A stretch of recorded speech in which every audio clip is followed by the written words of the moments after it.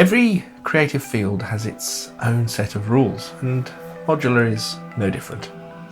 In fact, creativity in general probably has its own set of rules that people are advised to observe. However, sometimes it's better to break rules rather than blindly follow them. And so that's what this video is going to be about. It's going to be about breaking rules and what are some of the rules that are actually worth breaking.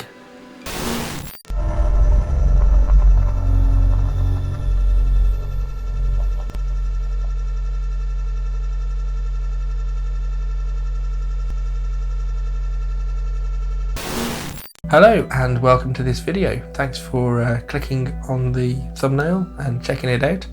If you've not been here before, if you've not watched any of my videos before, my name is Richard and I make videos about modular synth and music and creativity and so on. So this video is going to be about breaking rules, and I'm going to go through 5 rules that I think are worth breaking in no particular order. And starting with rule number 1, always finish what you start. It's commonly held belief that if you start something you should finish it, and that racking up a collection of unfinished ideas and unfinished projects is not a good thing, and that you need to finish stuff. And I am here to tell you that sometimes it is okay not to finish things. It is okay to leave something unfinished and let it gather dust. Obviously, we want to try and finish things where we can. But yeah, sometimes an idea is just not ready to be finished. And in trying to force something to be finished, you can actually kind of lose the spark of creativity that you originally had in the first place. Forcing something to completion will sometimes kill the experimentation that often brings about the most interesting ideas. Sometimes things, sketches, ideas, whatever you want to call them, are there just to sort of teach you something, and it doesn't really matter whether you actually take it to fruition or not. Not every idea has to become a finished product. Sometimes it's just there to help you grow and help you expand. A good example of this is a project that I was doing recently, which it never really got finished and I just kind of forgot about it. But then, several weeks later, I was involved in a different project, and that old project, the old ideas that I had, resurfaced and were able to be reused again. So the fact that I never finished that project originally didn't really matter. It got regurgitated into something else. Okay, rule number 2 is be consistent. So we're often told we need to be consistent, do this. Especially around social media and the idea of consistently posting to whether it's Instagram or YouTube or TikTok or whatever. How many of you out there use TikTok? That would be interesting to know. Are there any modular synth TikTokers? I suspect not as many as there are on other platforms. Anyway, be consistent. And sometimes it is good to be consistent. However, consistency helps algorithms. It doesn't always help artists. Sometimes consistency can lead to repetitiveness and keep churning out the same thing over and over again in order to fulfill some perceived need, whether that's here on YouTube or music that you are making. And so it's good sometimes to just be a little bit messy, to let things evolve and to be a little bit inconsistent. Consistency also doesn't have to be just about how often or how regularly you release things. It can be about what you release. So if you start making a certain type of music, you don't always have to consistently release that type of music or that genre of music. Sometimes it's interesting to do different things. David Bowie is probably a great example of that. If you look at his career, throughout his career really, everything is definitely very Bowie, but he's reinvented himself so many times and done so many different things that you could argue that he's made a career out of being inconsistent, perhaps. So inconsistency is good. Sometimes it's good to be consistent, but sometimes it's good to be inconsistent. Inconsistently consistent. Sounds confusing. Okay, rule number 3. You should always know what it is that you're making. You should always know what it is that you're making, especially in advance. Well, I think sometimes the best things happen halfway through doing something, when you've got no idea what you're doing at all, and you kind of stumble across something, often by mistake or accidentally, especially with modular synth.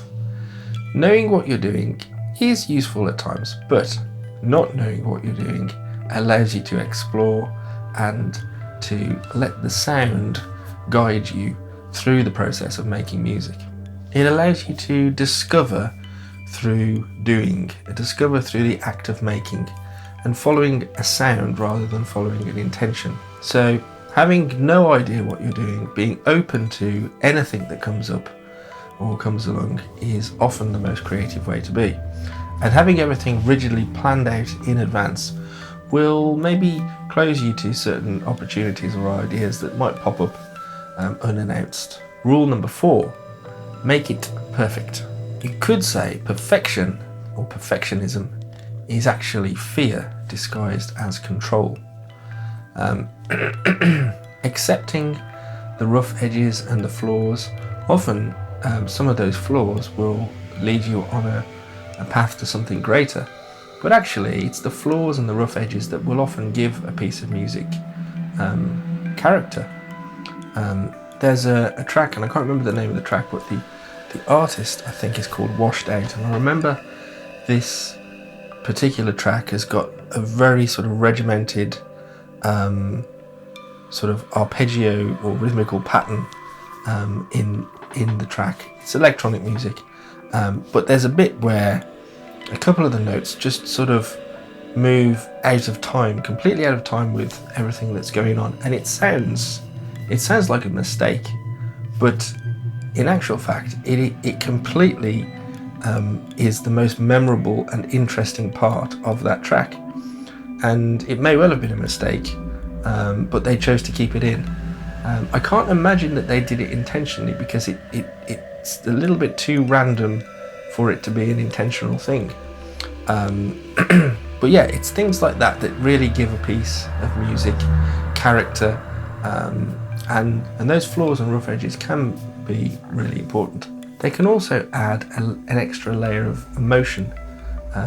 Think of like tape hiss, which sort of, or the crackle of vinyl, which indicates a different period of time, perhaps, and maybe adds a certain sort of ambience to the music, or nostalgia.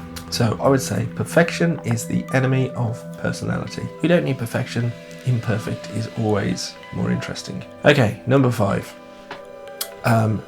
Make something that people will like, or make something for the audience. And this is applicable to anything really, as many of these rules are.